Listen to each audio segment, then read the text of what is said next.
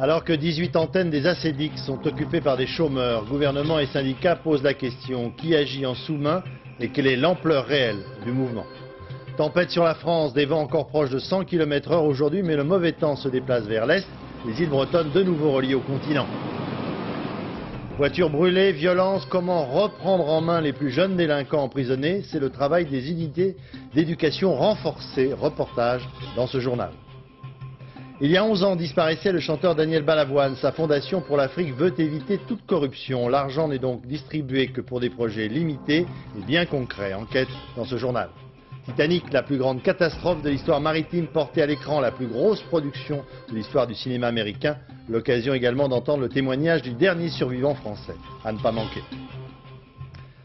Madame, Monsieur, bonsoir. Le mouvement de révolte de certains chômeurs aura dépassé la semaine des fêtes de Noël et du jour de l'an et se présente comme le premier problème politique sérieux du gouvernement Jospin. Ce soir, 18 locaux des ACDIC sont occupés dans toute la France, dont 8 pour le seul département des Bouches-du-Rhône. Ce mouvement provoque des réactions sur le plan politique et syndical, sur sa réelle importance et à propos d'une manipulation éventuelle de la détresse, comme l'a souligné aujourd'hui Nicole Notat de la CFDT. Nous y reviendrons dans un instant. Mais d'abord sur le terrain, les occupations n'ont donc pas cessé alors qu'après la fermeture pendant les fêtes, eh bien les ACDIC rouvraient leurs portes aujourd'hui. Reportage à Lille et à Arras, Anne Mourgue, Patrick Wurstan. Une banderole, quelques slogans, le dispositif est maintenant bien réglé. Chaque matin, quelques chômeurs viennent occuper les ACDIC de Lille, une occupation pacifique pour ne pas gêner le traitement des dossiers. Les allocataires font la queue, comme tous les jours. La plupart semblent indifférents et pas toujours solidaires. Les gens ont besoin d'argent pour vivre, c'est un fait, mais ils ont surtout besoin de travailler pour gagner de l'argent. Je ne pense pas que donner des allocations pour des gens qui ne travaillent pas soit une bonne chose. Donc c'est pas de l'argent qu'il faut, c'est de l'emploi. À quelques kilomètres de là, à Arras, c'est à la direction que l'on reçoit les chômeurs. L'antenne principale des ACDIC est fermée pour cause d'occupation. Accueil de fortune, on est loin des 17 bureaux habituellement proposés. Ici, c'est beaucoup moins, disons, moins confortable, moins intime. Donc à chaque fois, on n'a pas les documents près de soi. Donc c'est toujours des allées, venues, sans arrêt, quoi. Je viens de faire une demande de révision, quoi. Et ça traîne à cause de ça. J'ai toujours pas de réponse et je suis embêté. Pourquoi vous êtes embêté? Pour le paiement.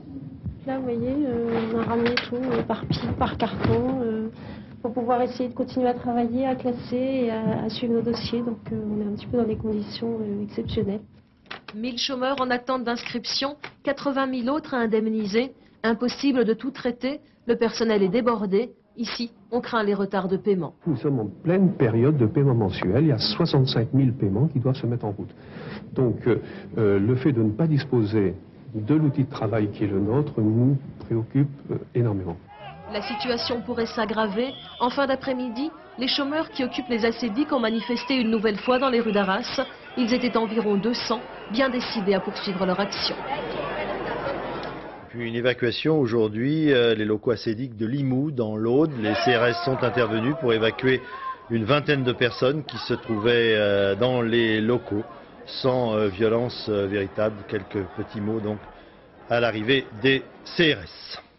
La colère des chômeurs qui occupent les ACDIC est montée d'un cran aujourd'hui dans la mesure où ils estiment qu'on a tenté de les berner. Martine Aubry, ministre de l'Emploi et de la Solidarité, ayant annoncé l'attribution d'une somme de 500 millions de francs par l'État, alors qu'en fait cette somme était déjà due par les pouvoirs publics au titre de l'année passée. Par ailleurs, politiques et syndicalistes s'interrogent sur les dessous de ce mouvement. Au gouvernement, Dominique Voynet est pour, à la CFDT, Nicole Notat dénonce une manipulation, et Marc Blondel de Force ouvrière va plus loin en parlant d'une action dirigée par le Parti communiste et récupérée par la CGT. Laurent Bailly, Jean-Paul Chausset.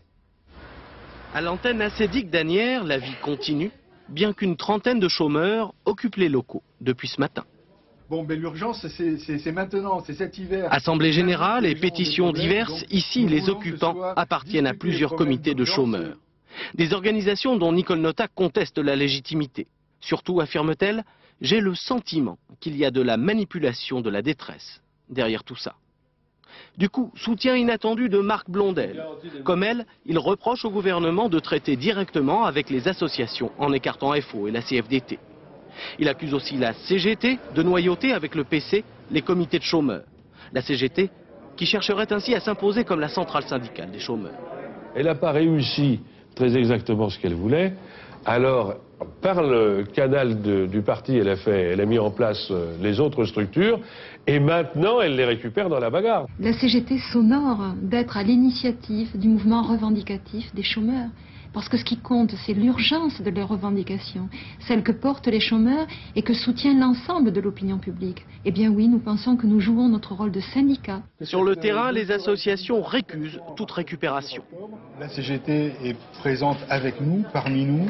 Que je sache, personne dirige, nous décidons collectivement. Donc cette affaire de manipulation, c'est purement et simplement pour discréditer le mouvement. On est récupéré par personne. Nous, on se bat, on est une association de chômeurs, on se bat pour les chômeurs, on les aide dans les démarches, et il n'y a rien de politique, quoi. En tout cas, ces militants ne désarment pas, ils veulent faire entrer dans le mouvement davantage de demandeurs d'emploi pour accentuer la pression. Encore beaucoup de vent aujourd'hui sur la France, une tempête qui se déplace de l'ouest vers l'est. Malgré des vents soufflant encore à près de 100 km/h, les îles bretonnes comme Ouessant ont pu renouer le contact avec le continent et évacuer les touristes. Arnaud Boutet, Luc Bachofen.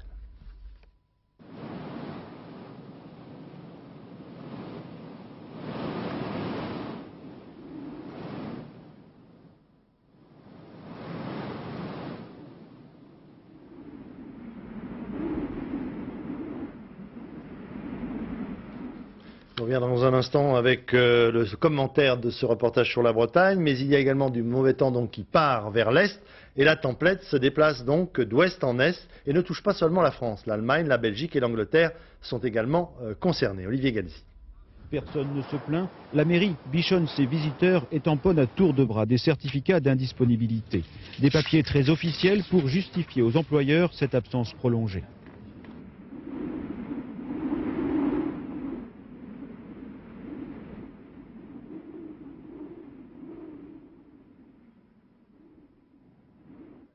Je crois qu'on a un tout petit problème. Cette fois-ci, c'était le son du reportage précédent. Il y a des soirs comme ça où les choses ne vont pas très bien. Avant de revenir donc sur ces deux reportages, c'est promis, chaque fois en pareille circonstance se pose le problème du paiement des dégâts par les assurances. Cette dernière tempête n'échappe pas à la règle. Jacques Deveau, Gabriel Camilla. J'espère que tout va bien aller. Non, ça, il y a peut-être moins, mais il y en a encore. C'est la ronde des artisans chez les Bauchers. Cette fois, c'est le peintre.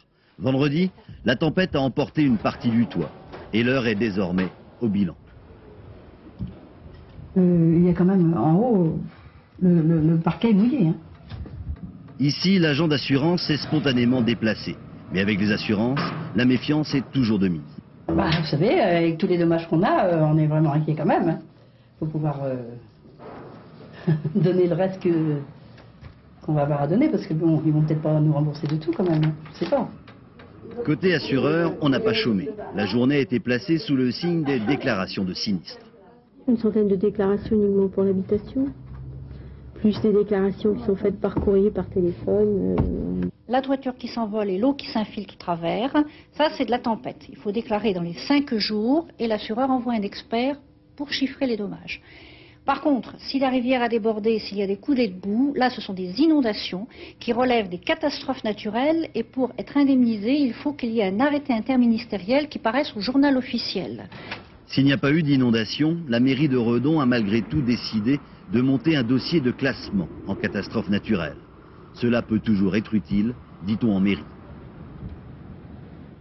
Retour maintenant dans l'ordre donc sur les péripéties autour de l'île d'Ouessant qui est de nouveau reliée au continent.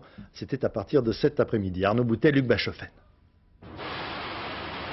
Lorsque la mer est impraticable, seule reste la voie des airs. Première liaison ce matin entre Brest et Ouessant. Depuis samedi, l'île était coupée du continent, livrée aux bourrasques et à la pluie. Des vacances prolongées pour près de 400 touristes. On va tous les matins pour le bulletin météo de 11h. Et après ça, comme on est fixé depuis vendredi sur le manque de bateaux, on passe l'après-midi à se balader, à se réfugier dans les cafés en fonction des averses. Les produits commençaient à manquer, la boucherie a dû fermer. Personne ne se plaint, la mairie bichonne ses visiteurs et tamponne à tour de bras des certificats d'indisponibilité. Des papiers très officiels pour justifier aux employeurs cette absence prolongée. À 14 h, la nouvelle est officielle. 2 bateaux se dirigent vers l'île. Tout le monde peut enfin partir. D'accord, je lui dirai. Merci, à bientôt. Certes, le vent fatigue, mais l'isolement, on y prend goût. Ces 4 jours ont rapproché touristes et ouessantins dans l'alcool et la bonne humeur à tel point que certains diffèrent leur départ. On fait plus connaissance avec les gens qui sont à l'hôtel. Et on devient plus copain avec les patrons. Parce qu'il y a une promiscuité involontaire. Plus que la volonté ou l'obligation de partir, il fallait un cœur bien accroché cet après-midi. Au large, les creux mesurent 10 mètres et le vent souffle à plus de 120 km/h. Sur le quai se mélangent sourires et regards inquiets, et chacun se rassure comme il peut. J'ai pas peur, je suis pas inquiet. Ça m'est complètement égal. Si mon heure doit arriver, elle arrivera aujourd'hui, ça n'a aucune importance. Chaque année, Ouessant est traversé par ce type de conditions. Durant plusieurs jours, l'île est totalement coupée du continent. Mais ici, on a l'habitude, tout le monde sait qu'après la tempête, le calme revient. Le mauvais temps se déplace donc d'ouest en est et ne touche pas seulement la France. L'Allemagne, la Belgique et l'Angleterre sont également concernés. Olivier Gazzi. Pas de classe à Redon, un arbre est tombé sur le toit de l'école. Les professeurs n'étaient cependant pas venus pour rien ce matin, ils ont donné l'exemple. Un exemple guère suivi par les élèves trop contents de prolonger leurs vacances. Allô maman? Ouais, c'est moi, il n'y a pas cours aujourd'hui, ni demain, ni après-demain. Et donc ça serait bien que tu viennes me chercher. Même si les vents violents continuent encore à souffler sur la Bretagne, et même si plus d'1 millier de foyers vendéens restent ce soir sans électricité, l'ouest de la France respire. Car le gros de la tempête est bel et bien passé. Venus de l'Atlantique, les intempéries se sont déplacées vers l'est, vers l'Allemagne. L'Allemagne du Nord notamment, qui ce matin s'est réveillée les pieds dans l'eau, comme ici à Hambourg, où la ville a partiellement été inondée. Mais la zone de l'Europe incontestablement la plus touchée par cette tempête reste le sud-ouest de l'Angleterre. Au Pays de Galles, un homme est mort dimanche, écrasé par un arbre dans son véhicule, et plusieurs personnes sont encore hospitalisées. Déchirée par les vagues et balayée par des vents allant jusqu'à 160 km/h, une partie de la côte anglaise reste ce soir privée d'électricité, privée aussi de transport en commun, isolée dans la tourmente. Comment endiguer la violence dans les banlieues? En ce début d'année, le gouvernement hésite entre répression et prévention. Comment conjuguer les deux? Selon un sondage IFOP publié par le journal Libération, aujourd'hui, 66% des Français estiment qu'il faut renforcer la présence policière dans les quartiers difficiles et 82% pensent que la violence a atteint un niveau inquiétant jamais connu auparavant. Sur le terrain, la nuit dernière, une nouvelle série d'incendies d'une vingtaine de véhicules, c'était à Saint-Étienne. Reportage Didier Guyot, Olivier Jacquelin. Réveil brutal pour certains habitants du quartier de Montchauvet à Saint-Étienne. Cette nuit, leurs voitures sont parties en fumée, une vingtaine au total, brûlées par des cocktails Molotov. Entre 21 h et 23 h, les policiers ont bien tenté d'intervenir, mais en vain. Difficile d'arrêter des petits groupes de jeunes qui, à pied ou en voiture, s'évanouissent aussitôt dans la nuit, une fois leur forfait accompli. Quand on est arrivé, le mal était déjà fait à 50%. De toute façon, la voiture était complètement en flammes. Le quartier est pourtant paisible, généralement. Jusqu'à cette année, oui, on n'a pas trop à se plaindre par rapport à certains quartiers plus chauds. C'est assez calme, puis subitement, hier au soir. Montchauvet a le taux de RMI le plus élevé de la région Rhône-Alpes. Avec 2/3 d'immigrés, les chômeurs et les laissés pour compte sont ici très nombreux. Et pourtant, des millions de francs ont été investis. Des projets existent. Des habitants se battent pour leur quartier. Mais hier soir, ce sont des têtes brûlées, comme on les appelle ici, qui ont voulu faire parler d'eux. Ils ont entre 12 et 17 ans, s'estiment à l'abandon et rejettent la société. Ce sont des actes entièrement gratuits. Un groupe de préadolescents qui se livrent à des actes de jeu, malheureusement de jeu qui causent effectivement des graves difficultés sociales chez les gens. Mais eux sont dans leur jeu et complètement en dehors de tout. C'est par bravade, pour imiter tout simplement ce qui s'est passé à Strasbourg, que des adolescents ont brûlé hier soir des voitures. Un jeu qui attriste et qui exaspère les habitants du quartier. Edmond Stenger, le procureur de Strasbourg, qui avait, souvenez-vous, critiqué les mesures policières prises pendant le réveillon par le préfet du Bas-Rhin, a été reçu ce soir au ministère de la Justice. Réunion discrète qui n'est toujours pas terminé. À Strasbourg, justement, après des dizaines de voitures incendiées à l'occasion des fêtes de fin d'année, jugement très sévère aujourd'hui pour 4 jeunes gens âgés de 18 à 24 ans, 9 mois à 2 ans de prison ferme. Christine Beauce, Patrice Schumacher. Rarement une audience du tribunal correctionnel de Strasbourg avait suscité autant d'intérêt médiatique. À l'ordre du jour, 4 jeunes jugés en comparution immédiate pour destruction de véhicules par incendie volontaire. Car après les flambées de violence qui ont occasionné 85 incendies de voitures dans les quartiers périphériques de Strasbourg depuis le début de l'année, les interpellations se succèdent. À ce jour, 31 jeunes ont été interpellés, dont une quinzaine de mineurs. L'un d'entre eux, âgé de 17 ans, est soupçonné d'avoir mis le feu à une douzaine de véhicules depuis le 25 décembre. Parmi les 4 jeunes jugés aujourd'hui par le tribunal correctionnel, aucun délinquant notoire, des jeunes sans repère, à peine conscients de la gravité de leurs actes. Les peines prononcées de 9 mois à 2 ans de prison ferme vont au-delà des réquisitions du procureur. Je le craignais, ça s'est vérifié que ce soit un jugement exemplaire. Est-ce qu'il servira? J'en sais rien. Est-ce que ça signifie qu'il valait mieux ne pas être jugé aujourd'hui? J'y ai réfléchi, mais comme je ne pense pas que les événements vont cesser du jour au lendemain, je ne suis pas sûr qu'on ait une composition plus clémente un autre jour, donc je fais confiance au juge et puis j'ai pris le risque. Avec ces peines d'une sévérité exemplaire, le tribunal correctionnel de Strasbourg a sans aucun doute voulu marquer les esprits. Mais lesquels? Ceux de ces jeunes, de leurs victimes ou de l'opinion publique? Comment faire pour allier répression et prévention? C'est la grande question donc posée au gouvernement et aux hommes politiques. Des tentatives ont eu lieu, comme celle des unités d'éducation renforcées, initiées par le précédent ministre de la Justice, Jacques Toubon. À partir du moment où les délinquants, sans être vraiment plus nombreux, sont plus jeunes et beaucoup plus dangereux, il s'agit de leur proposer, pour sortir de un temps de la prison, une forme d'éducation très surveillée pour leur réapprendre tout simplement à vivre en société. Anne Gainsburger, Pascal Stelletta. Tu as des dents ici, okay. Tu t'en sers pour bloquer sur le bois et tu fais le vis avec. D'accord? Fais balancer. La leçon est toute simple, mais elle fait partie du contrat que Vincent a passé avec la justice. Il était en prison lorsqu'un juge lui a proposé cette alternative, 10 semaines d'encadrement renforcé pour reprendre avec des éducateurs son histoire à zéro. 10 semaines sans visite, sans sortie seule, sans famille, juste se servir du quotidien pour retrouver des repères. Tous les matins on travaille comme ça, quoi. Alors à quoi ça sert de travailler? C'est la question. Voilà. Les 10 semaines serviront à cela, trouver des réponses pour éviter les passages à l'acte qui mènent en prison. Et lorsque Vincent évoque justement la prison, il parle de cassure.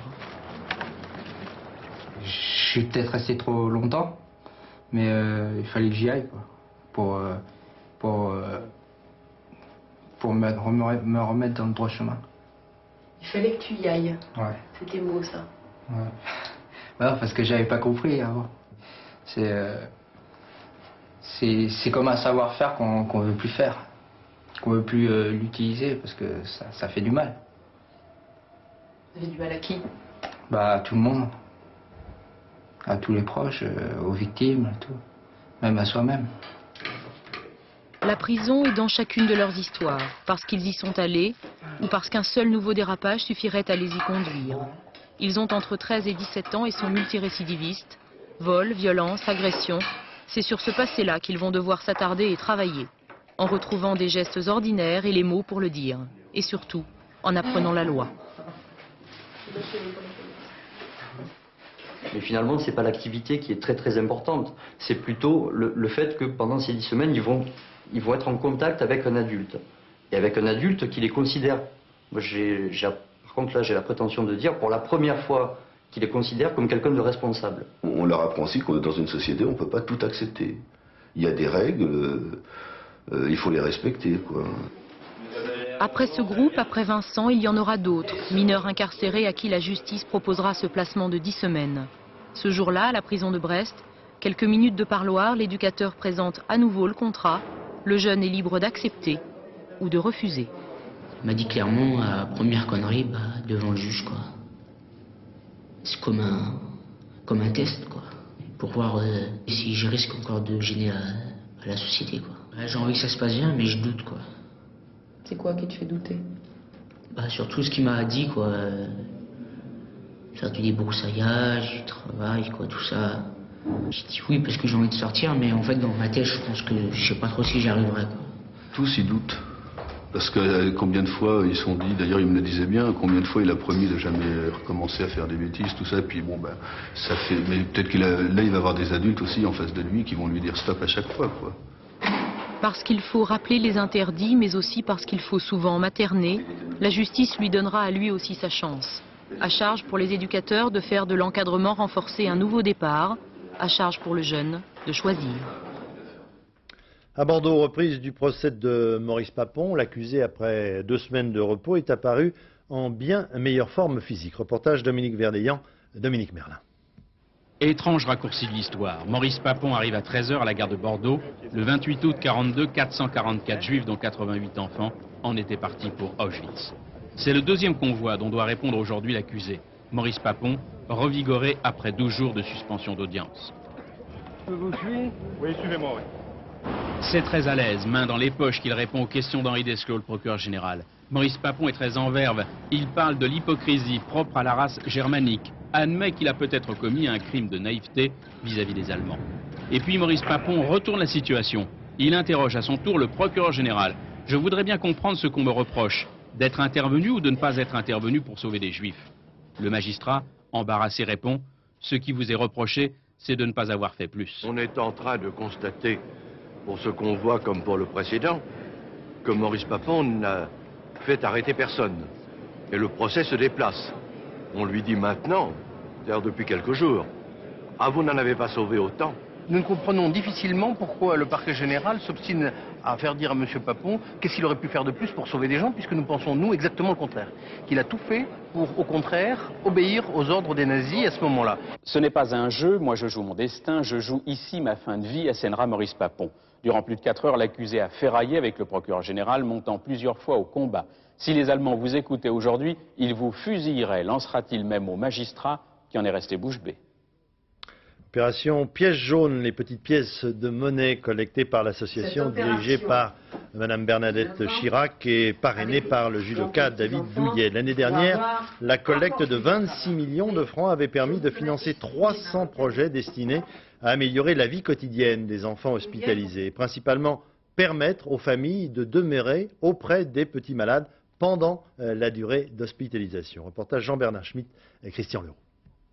Un couloir d'hôpital transformé en piste cyclable avec passage piéton, panneaux et sens giratoires, c'est l'une des réalisations de l'opération Pièce jaune pour améliorer la vie des enfants hospitalisés. En 8 ans, 1150 projets concrétisés, en tout 2200 tonnes de pièces récoltées pour changer la vie des tout-petits. Ils sont moins dans un univers hôpital où c'est que des blouses blanches, des portes blanches et des lits, il y a des jeux, il y a des couleurs et ça leur rappelle l'école ou leur vie normale. Les enfants, dès que les soins sont finis, ils aiment bien sortir de la chambre où en fait ils ont souffert un petit peu et puis aller jouer. Ils oublient un petit peu leur malheur aussi. Sous le rayon du soleil. Elle va où la petite souris là? Ici, à l'hôpital du Kremlin-Bicêtre, on a aussi aménagé une maison des enfants. Ils y trouvent des jeux, des ateliers, des ordinateurs, des activités développées pour rendre moins difficile un séjour à l'hôpital. C'est très clair. Aucun enfant, si possible, dans les services de pédiatrie, tous à l'école ou à la maison des enfants. Et si possible, les parents en permanence avec leurs enfants. Par exemple, les pièces jaunes nous ont permis de développer des chambres mère-enfant où la mère peut rester en permanence auprès de son enfant. Éloignés de leurs parents, de leurs amis, les enfants vivent toujours comme une épreuve, un séjour à l'hôpital.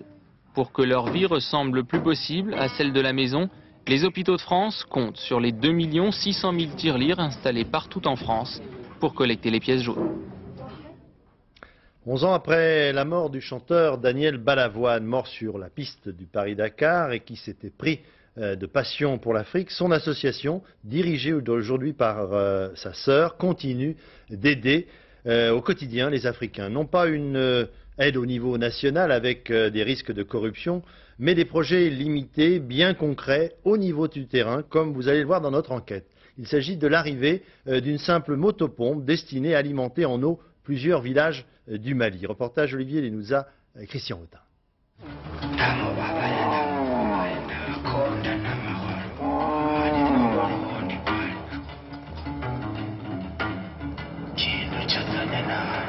La fondation Daniel Balavoine à Gao.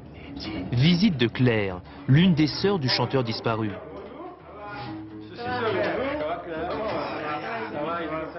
Dans cet atelier, 2 mécaniciens maliens formés en France préparent une motopompe. Tu apportes la clé Allen de 6 là. Ok, c'est bon. Il y en a de 2 là. On va faire la peinture tout de suite et ça sera prêt. On amène le moteur à son lieu de travail. C'est pas trop lourd? Bon, ça pèse quand même. Une motopompe d'une valeur de 50 000 francs. En tout, il y a 32 motopompes qui sont réparties sur 25 villages. 25 villages, dont l'un, Mozanga, se trouve à 100 km de Gao.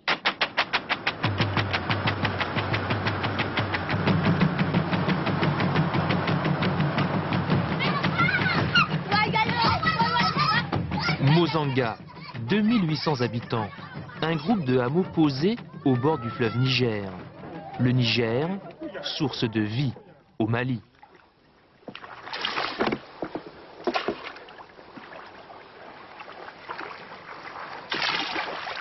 On passe sur le périmètre qui est engagé sur le fleuve. Donc il faut transporter par pirogue, c'est le seul moyen qu'ils ont.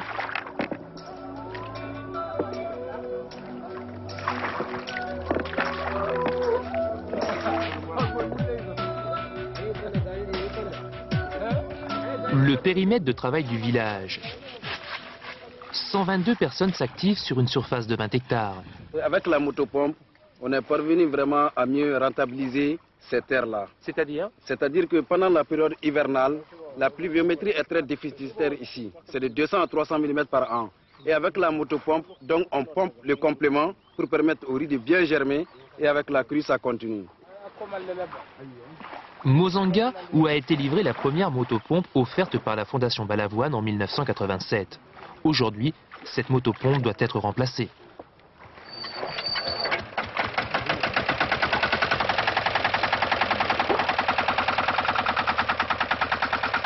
Puiser l'eau du fleuve afin de la redistribuer sur l'ensemble de la plantation grâce à un réseau de canaux d'irrigation. La motopompe qui permet d'alimenter les parcelles situées au-delà du fleuve.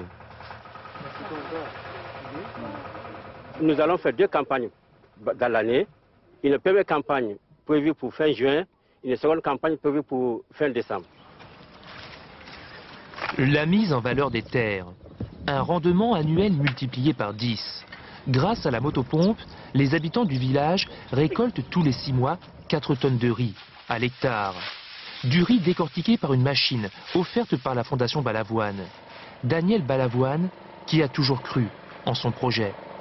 Je pense qu'il avait une grande foi dans les populations, puisque c'est avec les populations elles-mêmes qu'ils avaient établi ce type de travail, et personne ne pouvait douter ni des uns ni des autres. Et malheureusement, il n'a jamais pu voir le résultat. Non, mais peut-être qu'il veille au grain de temps en temps. Un homme qui meurt de faim aujourd'hui est une insulte à soi-même et à l'humanité tout entière. Quelques mots prononcés par Daniel Balavoine il y a déjà 10 ans. En Algérie, l'enchaînement des massacres provoque des prises de position en Europe. La France appuie la demande allemande de réunion, dans un premier temps, des hauts fonctionnaires européens pour envisager des mesures à prendre face à l'horreur des événements. En Algérie, au sein du gouvernement, face au déferlement de violence, il y a ceux qui estiment qu'il faut armer la population pour qu'elle puisse se défendre. Ce fut le cas près d'Alger où, grâce à cet armement, même sommaire, un carnage a pu être évité, selon ce document fourni par la télévision algérienne. Jérôme Badi. Les habitants de Chebli, aux portes d'Alger, l'ont échappé belle dans la nuit de jeudi à vendredi dernier, quand ils furent attaqués par un commando comprenant 2 ou 3 hommes de leur village. Ils nous appelaient par nos noms, Mohamed, Ahmed, Smaïn, pour nous faire croire que c'était des copains et nous attirer vers eux dans l'obscurité. Mais nous n'y sommes pas allés. Chacun a continué sa garde, comme prévu. Le village avait déjà subi un massacre. Les habitants s'étaient armés. Il y avait 8 terroristes au pied de ce mur. Quelqu'un leur a tiré dessus. D'autres terroristes ont pris d'assaut la maison du voisin. L'un d'entre eux est passé par là avec sa kalachnikov. Mon voisin lui a tiré dessus et l'a descendu. C'est le voisin dont on a tué le fils de 10 ans. Les autres terroristes étaient restés sur place. Je suis allé dans leur direction. En me voyant, ils ont tiré une rafale. Vous voyez, c'est là, juste au pied de ce mur. Il y a encore les traces de balles.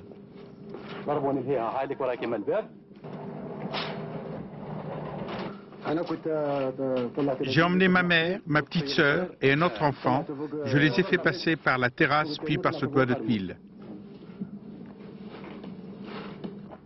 Ahmed a vu les assaillants dérouler un câble de mise à feu qui conduisait à cet explosif. Un membre du groupe d'autodéfense a tiré 4 balles dans leur direction. À ce moment-là, ils se sont enfuis et je les ai entendus crier « Venez, venez vite, ça suffit, on repart !» Plusieurs des attaquants sont blessés. L'un d'entre eux sera retrouvé mort le lendemain matin. En Israël, malgré la démission de son ministre des Affaires étrangères, David Lévy, le Premier ministre Benjamin Netanyahou a réussi à faire adopter aujourd'hui son projet de budget. Une victoire provisoire, dit-on, qui met le Premier ministre à la merci de l'ultra-droite nationaliste qui est contre toute mesure de nouveaux retraits de forces israéliennes des territoires palestiniens. L'affection des Anglais pour la princesse de Galles ne se dément pas. Un standard téléphonique permettant de réserver pour l'été prochain un ticket d'entrée dans le parc où elle est enterrée a été véritablement pris d'assaut aujourd'hui, dès son ouverture. Londres, Étienne Lénart. Voici donc le domaine des Spencer en passe désormais de se transformer 2 mois par an en lieu de pèlerinage pour les fidèles de la princesse de Galles enterrée là sur une petite île. L'hommage ne veut pas finir, en témoignent ce matin encore les bouquets et les objets du culte accrochés aux grilles du domaine familial. Et à l'ouverture des réservations, l'embouteillage attendu était au rendez-vous. Dès la première heure, nous avons eu 1000 appels. Mais nous demandons au public d'être patient et de persévérer et de continuer à nous appeler dans les jours prochains. Grand maître des cérémonies, le frère cadet de Diana, le comte Spencer, qui cet été fleurissait en solitaire l'îlot où elle repose. Il a fixé le prix du ticket d'entrée à 100 francs, un peu cher dira-t-on pour une simple promenade dans le parc et la visite d'un musée, mais tous les profits iront à la fondation Diana. Pour les 2500 visiteurs qui chaque jour seront autorisés à franchir les grilles du domaine, le privilège n'aura de toute façon pas de prix. L'afflux des visiteurs est assuré. Je ne suis pas sûr qu'on y arrivera. Notre village n'est pas fait pour accueillir des grandes foules et toute la circulation qui en découle. Oui, nous sommes très inquiets. 4 mois après sa mort, la princesse de Galles suscite toujours la même ferveur. 120 millions de timbres à son effigie seront mis en vente le mois prochain. Une autre façon d'entretenir le culte. Pas de chance pour le boursier américain Steve Fossett, qui après Richard Branson, le PDG de Virgin, voulait faire le tour du monde en ballon. Parti de l'État du Missouri, de Saint-Louis, mercredi dernier, il a été contraint à un atterrissage forcé dans le sud de la Russie. Heureusement pour lui que la guerre froide est terminée. Titanic, ce nom résonne comme celui de la plus grande catastrophe maritime du XXe siècle, la plus tragique car le navire avait été baptisé insubmersible. Mais l'océan et les erreurs humaines en ont voulu autrement. Dans la nuit du 14 au 15 avril 1912, lors du voyage inaugural, le Titanic heurtait un iceberg et sombrait dans l'océan glacé, faisant 1316 victimes. C'est l'histoire du Titanic que le cinéma américain nous présente à partir de mercredi en France. Un budget phénoménal, 1,7 milliard, une reconstitution la plus fidèle possible, une production qui dure 3h20. Pascal Deschamps. Pour la première fois, vous serez vraiment dans le bain. Larguez les canons! L'eau est glacée, il n'y a pas assez de canaux pour tout le monde. La moitié des gens vont mourir. Pour l'amour du ciel, il y a des femmes et des enfants ici! Laissez-nous sortir, donnez-nous une chance! Certes, le Titanic a déjà coulé à l'écran, mais c'est sans aucun doute la reconstitution la plus fidèle, la plus réussie, la plus spectaculaire de cette tragédie collective emblématique. Dans ce nouveau scénario, James Cameron mêle le présent et le passé en partant sur les traces d'une des survivantes. 85 ans après, une femme se souvient de son amour pour un jeune aventurier du pont inférieur. Ensemble, ils vivront 5 jours d'une folle passion. Ensemble, ils vivront l'enfer du naufrage.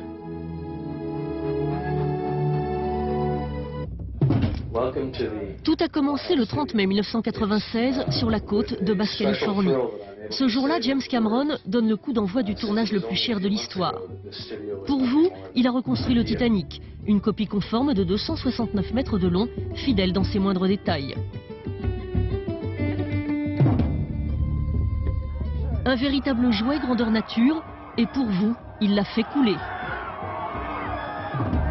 Grâce aux informations recueillies lors des dernières plongées, la version qu'il donne des faits est la bonne. Pour moi, c'est vraiment une histoire exceptionnelle. une histoire humaine fascinante. Et mon but était de faire revivre l'émotion qui fut la leur au cours de cette poignée d'heures pendant lesquelles le bateau s'est enfoncé. Puis je vis un ciel nouveau, une terre nouvelle, car le premier ciel et la première terre avaient disparu. Et il n'y avait plus de mer. Et je vis la cité sainte Jérusalem nouvelle descendre du ciel de chez Dieu. Elle s'était faite belle comme une jeune mariée, parée pour son époux. J'entendis une voix clamer depuis le trône. Voici la demeure de Dieu. Et ils s'y installeront. Faire tout ça nous a demandé un travail incroyable. Il y a eu des moments très forts avec ce rôle. J'ai vécu des choses que je n'avais jamais vécues auparavant. Pour les scènes contemporaines, James Cameron a affrété un navire. 2 sous-marins, un robot et un équipage hautement qualifié ont plongé sur l'épave. Ces images sont les leurs, sans doute les dernières tournées, avant que l'épave s'enfonce dans les sables. Un plan coûtait tellement cher qu'il a fallu qu'on répète tout avant, à la surface. On a construit une petite maquette de l'épave et 2 petites maquettes de sous-marins. On a fait exactement les trajets et les gestes qu'on a refaits ensuite sous l'eau.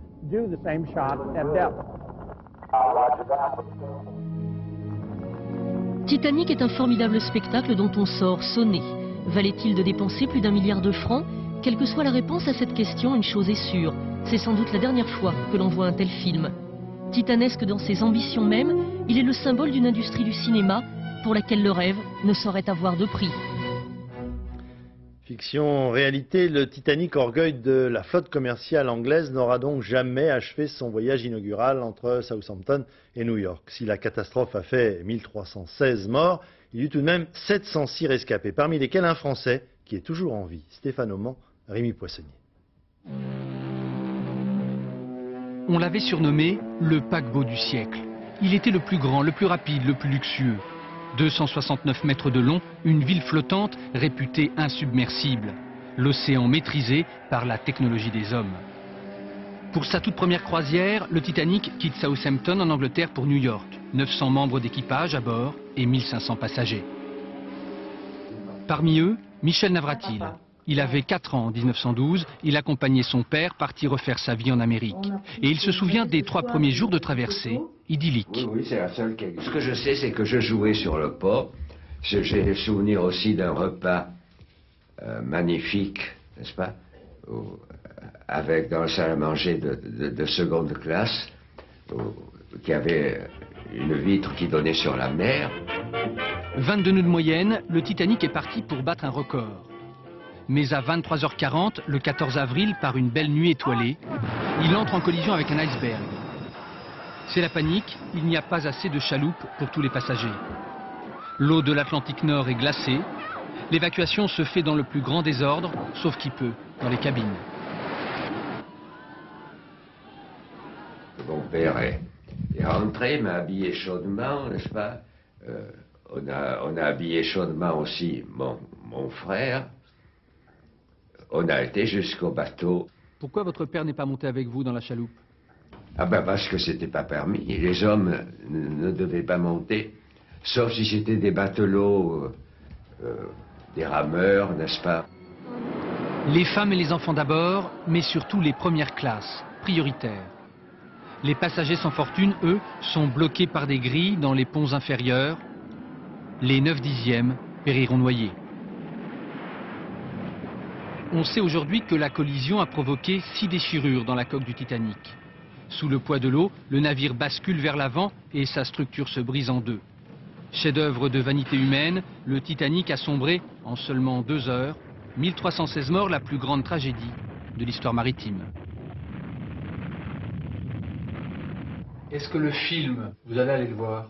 Ah ben si je peux, volontiers. Si je peux, je souhaite le voir. Est-ce que vous n'avez pas peur que de revoir toute cette histoire pendant 3h20, ça soit un petit peu douloureux pour vous? Ah non, parce que la douleur, je l'ai déjà ressentie, n'est-ce pas? Je l'ai déjà ressentie jusqu'à plus soif. On a retrouvé l'épave du Titanic en 85 au large du Canada. Et il fascine encore les hommes, pour son histoire bien sûr, mais aussi pour d'autres rêves. Ces trésors qui seraient engloutis par 4000 mètres de fond.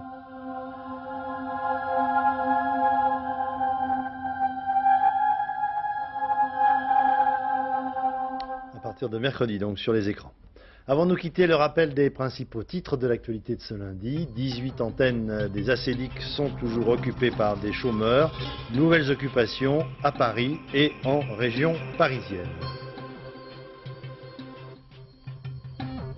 Tempête sur la France, des vents encore proches de 100 km/h aujourd'hui, mais le mauvais temps se déplace vers l'Est, l'Allemagne notamment. Les îles bretonnes sont de nouveau reliées au continent depuis cet après-midi. Dans un instant, la météo de Sophie Davant, le vent soufflera un peu moins fort, donc demain, mais toujours beaucoup de pluie. 20h50, la troisième partie de la série entre terre et mer. Demain 13h, Patrick Chêne, Antoine Cormery. Quant à moi, je vous retrouverai demain soir à 20h. Je vous souhaite une excellente soirée sur notre chaîne. Bonsoir.